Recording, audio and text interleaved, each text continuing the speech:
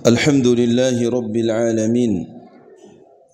Wassalatu wassalamu ala ashrafil anbiya'i wa imamil mursalin Nabiyyina Muhammadin wa ala alihi wa sahbihi ajma'in. Qala Rabbuna Jalla Jalaluh wa huwa asdaqul qailin. A'udzu billahi minasy syaithanir rajim. Ya ayyuhalladzina amanu taqullaha haqqa tuqatih ولا تموتن إلا وأنتم مسلمون أما بعد فإن أصدق الحديث كتاب الله وخير الهدى هدى نبينا محمد صلى الله عليه وسلم. Ma'asyiral muslimin, jamaah Jumat rahimakumullah. Setelah kita bersyukur atas seluruh nikmat dan karunia dari Allah, kemudian kami mengajak kepada kita semua untuk meningkatkan ketakwaan, keimanan kita kepada Allah Subhanahu wa taala. Bapak jemaah sekalian, Anda hidup di dunia ini kalau tidak memiliki keimanan dan ketakwaan, seluruh fasilitas dunia yang kita miliki itu pasti akan membosankan dan tidak akan pernah mencukupi apa yang kita inginkan. Karena itu, apapun keadaan kita di atas muka bumi ini ketika kita hidup di dunia ini, miliki takwa dan iman, karena kedua hal tersebut akan memberikan dampak kebaikan dan manfaat terhadap apa yang Allah Subhanahu wa taala berikan pada kita semua. Kami mengajak kepada kita semua untuk memperbanyak salawat dan salam kepada Nabi kita Muhammad sallallahu alaihi wasallam.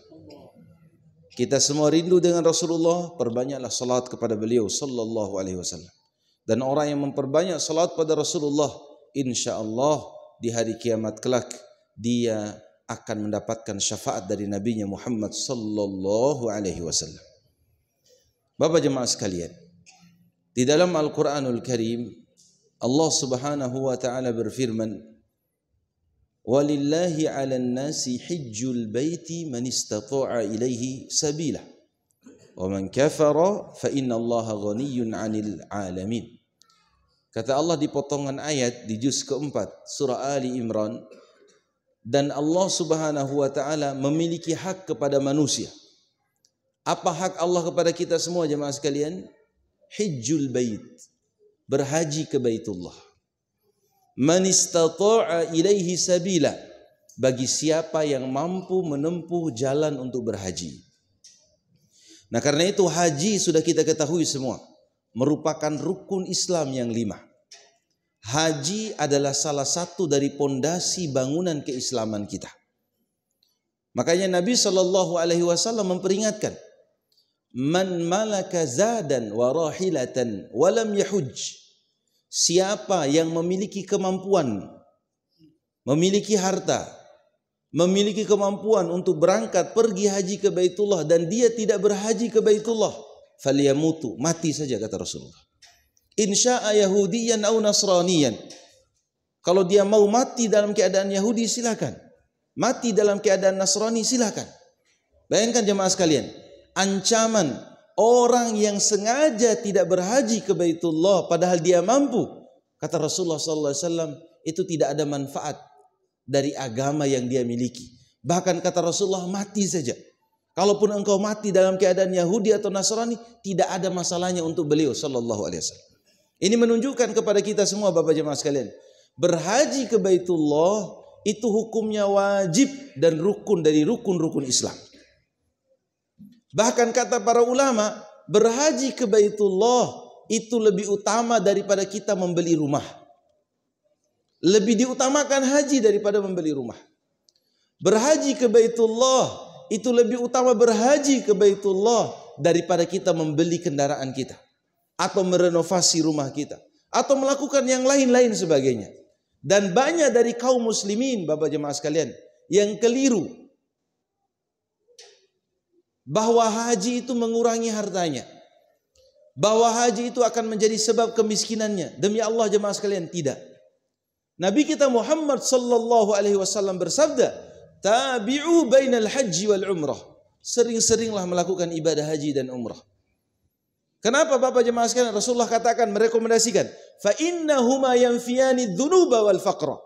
Karena kedua ibadah ini bila sering kita lakukan, itu akan dapat menghilangkan, mengusir yang namanya dosa kita, juga kemiskinan pada diri kita. Sebelum kami menutup khutbah yang pertama, jemaah sekalian, banyak sekali orang yang bercerita, dan mungkin ada di lingkungan kita yang bercerita. Ia tidak menyangka bisa berangkat haji, tapi dengan niatnya yang kuat. Dan ini modal utama, niat yang kuat. Kemudian banyak berdoa dan berusaha. Kemudian kita sisipkan dalam tabungan kita dengan niat, ya Allah, saya akan pakai dana ini untuk berhaji ke rumahmu, untuk menunaikan rukun dari rukun Islamku, ya Allah. Niat tersebut jemaah sampai kepada Allah. Belum sampai uangnya, belum cukup uangnya, sedikit uangnya, belum ada hitungannya untuk berangkat haji. Allah berangkatkan ia lewat perantara orang lain. Pernah diceritakan jemaah sekalian, ada seorang marbot masjid yang kerja di suatu masjid di puncak Bogor, di Jawa Barat sana. Dia ini selalu berdoa dan menjaga sholat duhanya. Singkat cerita, di suatu hari dia berdoa agak besar doanya. Ada orang yang singgah sholat di situ. Orang yang singgah sholat di pagi hari di masjid tersebut. Dia berdoa, terdengarlah doanya sama orang yang sholat itu. Kebetulan orang yang sholat itu adalah orang Arab, jemaah sekalian. Ditanya orang Arab ini kepada salah satu asistennya atau supirnya, apa itu kira-kira dia doa tadi, besar doanya saya dengar-dengar. Apa yang dikatakan? Ditanyalah oleh asistennya, apa bapak doa tadi? Saya mau berhaji. Apa jemaah sekalian? Langsung dikatakan, siapkan bekalnya, paspornya dan lain-lain, berangkat haji tahun ini. Masya Allah. Dan ini kekuatan doa dan niat jemaah sekalian. Dan kita tidak boleh mengatakan bahwa sebab kemiskinan kita haji, umroh, tidak jemaah sekalian. Demi Allah, orang yang sering berangkat haji atau pernah berangkat haji, itu tambah berkah hartanya, tambah mudah rezekinya, tambah lancar urusannya, bahkan tambah kaya. Allah kayakan dia. Dan ini janji Nabi SAW. Semoga kita semua bisa berangkat haji ke Baitullah. Dan semoga kita semua jemaah sekalian, terutama yang hadir di Masjid Al-Mukhlisin ini, diberikan kekuatan niat dan doa serta usaha untuk rindu ke Baitullah, berangkat haji. Dan terakhir sebelum kami tutup khutbah kami yang pertama, pernah sahabat katakan ketika Rasulullah SAW bersabda, qad faradallahu alaikumul hajj falyahujju. Rasulullah katakan, sesungguhnya Allah telah mewajibkan kepada kalian haji, maka hendaknya kalian berhaji bagi yang mampu. Sahabat bertanya, ya Rasulullah, akulla sanatin au akulla amin. Wahai Rasulullah, apakah kami haji setiap tahun? Rasulullah diam. 3 kali diulangi. Wahai Rasulullah, apakah kami haji setiap tahun? Beliau tidak menjawab. Lalu beliau katakan, kalau saya katakan iya, maka itu akan menjadi dosa kalau kalian mampu tidak berhaji setiap tahun. Maka saya katakan, 1 kali itu adalah kewajiban. Setiap tahun bila kalian mampu, lakukan terus. Itu adalah ibadah besar yang akan menjadi sebab kekayaan kita semua jemaah sekalian. Barakallahu li wa lakum fil Qur'anil azim wa nafa'ani wa iyyakum bima fihi minal ayati wadh-dhikril hakim wa taqabbalallahu minni wa minkum tilawatahu innahu huwas samiul alim.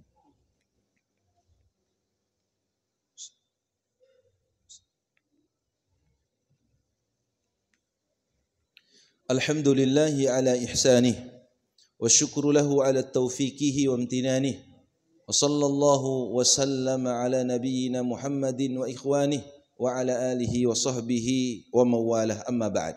Jamaah sekalian yang dirahmati Allah, keutamaan haji itu kata Rasulullah sallallahu alaihi wasallam, wal hajjul mabrur laisa lahu jazaa ilal jannah. Haji orang yang mabrur itu tidak ada balasan yang pantas kecuali surga. Orang pergi haji jemaah sekalian, bahkan disebutkan dalam hadis yang lain, nanti dia pulang dari hajinya seperti hari ketika dia baru dilahirkan oleh ibunya, seperti bayi yang baru dilahirkan. Masya Allah. Dan ini keutamaan besar untuk kita semua Bapak jemaah sekalian. Dan orang yang melakukan ibadah haji, keutamaannya banyak sekali. Dia akan dapat merasakan bagaimana keadaan dirinya, bagaimana dia dibaikan oleh Allah Subhanahu wa taala, bagaimana hatinya dihibur oleh Allah Subhanahu wa taala. Bahkan tanyakan kepada orang yang berangkat haji, dia akan selalu rindukan rumah Allah yang bernama Ka'bah dan Baitullah itu. Bahkan setiap tahun kalau dia berangkat haji, tetap ada rasa rindunya ingin ke sana jemaah sekalian. Kenapa demikian? Bahagialah, itu salah satu mukjizat dari ibadah umroh atau haji jemaah sekalian. Nah karena itu Bapak jemaah sekalian, keutamaan haji dan umroh itu banyak sekali disebutkan dalam Al-Quran. Atau dalam hadis Rasulullah sallallahu alaihi wasallam, salah satu keutamaannya tidak ada balasan yang pantas kecuali surga Allah Subhanahu wa taala. Karena itu Bapak jemaah sekalian, bagi kita yang belum ada niat hajinya, niat ki haji. Karena ini rukun Islam. Bagi bapak-bapak yang memiliki kemampuan berhaji, ada uang tak? Tabung baik-baik, berangkat ki haji. Karena itu rukun Islam tak? Dan bagi bapak-bapak yang ada niatnya, belum berhaji dan tidak ada niatnya, perbaiki sekarang jemaah sekalian. Karena ancaman Nabi SAW, kalau kita tidak berhaji padahal kita mampu.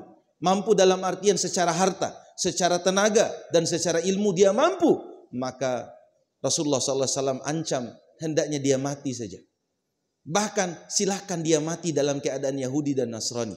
Umar bin Khattab mengatakan dalam sebuah perkataannya, kalau ada orang yang mampu berhaji, dia sengaja tidak berhaji. Kata Umar bin Khattab, ambil jizyah pada mereka, ambil denda, ambil bayar, ambil denda pada mereka. Beliau katakan, mereka bukanlah termasuk orang muslim, mereka bukan termasuk orang muslim. Karena apa? Dia sengaja tidak berhaji padahal dia mampu. Ini ancaman-ancaman jemaah sekalian. Karena itu hendaknya kita perbaiki niat kita, sungguh-sungguh dalam doa dan usaha kita untuk bisa menunaikan ibadah kepada Allah Subhanahu wa taala. Rukun Islam yang kelima yaitu berhaji ke Baitullah. Innallaha wa malaikatahu yusholluna 'alan nabi ya ayyuhalladzina amanu shallu 'alaihi wa sallimu taslima. Allahumma shalli 'ala Muhammad wa 'ala ali Muhammad kama shallaita 'ala Ibrahim wa 'ala ali Ibrahim innaka Hamidum Majid. Wa barik 'ala Muhammad wa 'ala ali Muhammad كما باركت على إبراهيم وعلى آل إبراهيم إنك حميد مجيد. اللهم اغفر للمسلمين والمسلمات والمؤمنين والمؤمنات الأحياء منهم والأموات إنك سميع قريب مجيب الدعوة يا قاضي الحاجات. اللهم اغفر لنا ولوالدينا وارحمهم كما ربونا صغارا. اللهم ربنا تقبل منا إنك أنت السميع العليم وتب علينا إنك أنت التواب الرحيم. اللهم إنا نسألك الهدى والتقى والعفاف والغنى. اللهم إنا نسألك الهدى والتقى والعفاف والغنى. اللهم اكفنا بحلالك عن حرامك وأغننا بفضلك عمن سواك. اللهم أعز الإسلام والمسلمين وأذل الشرك والمشركين ودمر أعداء الدين. اللهم انصر إخواننا المسلمين في كل مكان وانصر إخواننا المؤمنين في فلسطين. اللهم عليك بعدوك وعدوهم يا قوي يا عزيز يا رب العالمين. اللهم ارزقنا زيارة الحرمين الشريفين. اللهم ارزقنا زيارة الحرمين الشريفين. اللهم سهل أمورنا ويسر لنا للحج والعمرة يا رب العالمين. اللهم ربنا آتنا في الدنيا حسنة وفي الآخرة حسنة وقنا عذاب النار وقنا عذاب النار. عباد الله إن الله يأمر بالعدل والإحسان وإيتاء ذي القربى وينهى عن الفحشاء والمنكر والبغي يعظكم لعلكم تذكرون. فلذكر الله أكبر والله يعلم ما تصنعون. أقيموا الصلاة.